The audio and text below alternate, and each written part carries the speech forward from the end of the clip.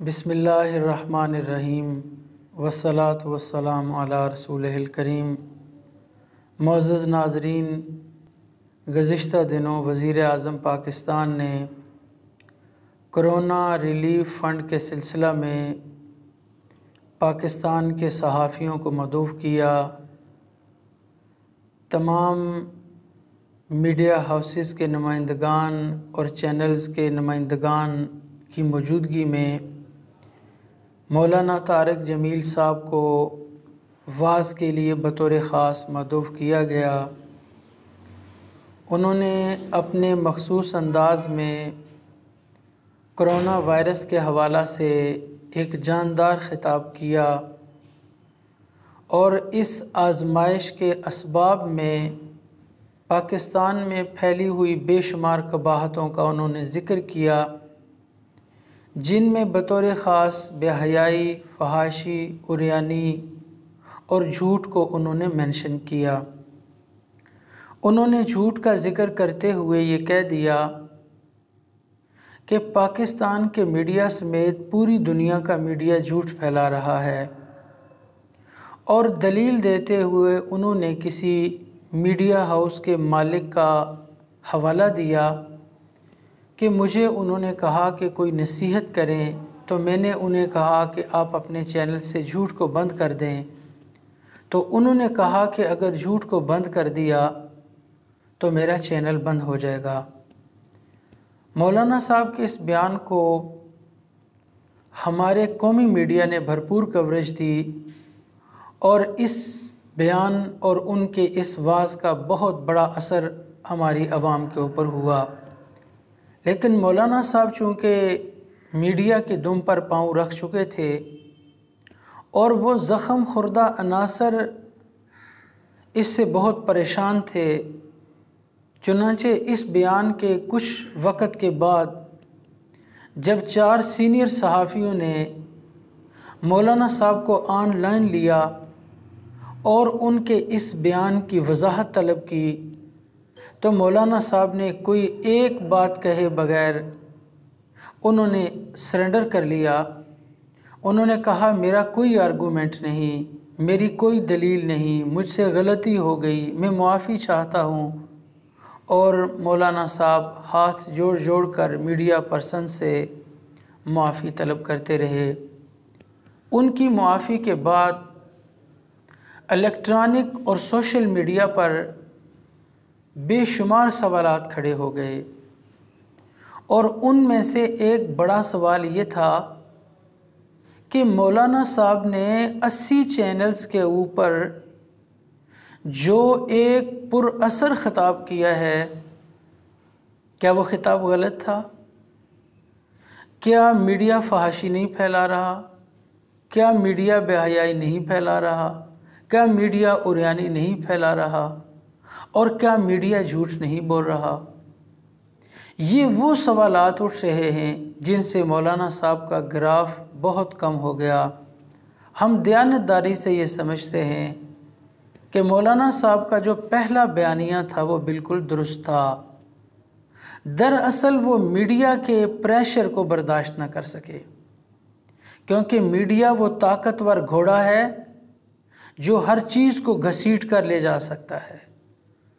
Media وہ طاقتور بیل ہے جو ہر چیز کو رون سکتا ہے، اور جو حکومتوں کے گھٹنے ٹکا سکتا ہے۔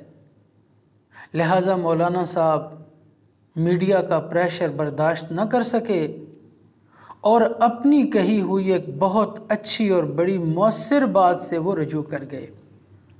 ناظرین، ماضی قریب میں ہم دیکھتے ہیں کہ بے شمار علماء پر پریشر بنے۔ مثال کے طور پر مفتی منیب الرحمن صاحب نے کرونا وائرس کے پھیلاؤ کے بعد جب احتیاطی تدابیر کو اپنا کر مساجد کو کھولنے کی تحریک شروع کی، تو پاکستان کے تمام لبرلز نے توپوں کے دہانے مفتی منیب الرحمن صاحب کی طرف کر دیے۔ انہوں نے اپنے کالم کو مفتی صاحب کی تردید کے لیے وقف کر دیا، وہ روزانہ کی بنیاد پر اپنے 1 گھنٹے کے پروگرام میں مفتی صاحب کی تردید کرتے رہے، لیکن مفتی منیب الرحمن صاحب نہایت جرت اور استقامت کے ساتھ اپنے اصولی موقف پر قائم رہے اور ہر جانب سے آنے والے تند و تلخ سوالات، بیہودہ سوالات کا جواب نہایت علم کے ساتھ دیتے رہے، تحمل کے ساتھ دیتے رہے، بردباری کے ساتھ دیتے رہے، جس کا نتیجہ یہ نکلا کہ صدر مملکت کی موجودگی میں، ماہرین طب کی موجودگی میں اور وطن عزیز کے علماء و مشائخ کی موجودگی میں 20 نکاتی ایجنڈے پہ اتفاق ہوا کہ آپ احتیاطی تدابیر کو اپنا کر مساجد کو کھول دیں، نماز کو قائم کریں، جمعہ کو قائم کریں، تراویح کو قائم کریں۔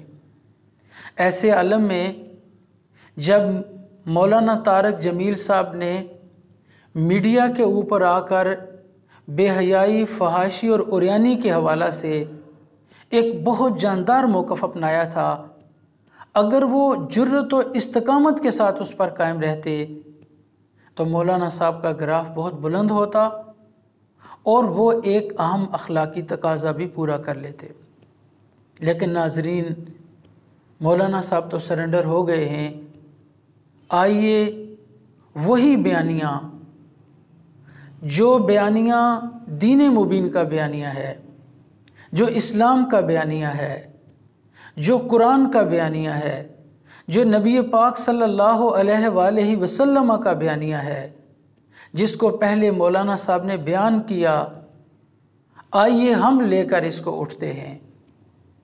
وہ یورپ، وہ مغرب کے بے حیائی کی بنیاد پہ جن کا اپنا جنازہ نکل چکا ہے، آج وہ وطن عزیز کے اندر اپنی NGOs کے ذریعے سے کبھی عورت مارچ کے نام پر، کبھی بیہودہ اشتہارات کے نام پر اور کبھی کلچر اور تہذیب کے نام پر وطن عزیز کے اندر فحاشی اور عریانی کو پھیلا رہے ہیں۔ آج وطن عزیز کے ہر اس آدمی کی یہ ذمہ داری بنتی ہے جو یہ دعویٰ کرتا ہے کہ میں اسلام کا چاہنے والا ہوں، میں اسلام کا ماننے والا ہوں۔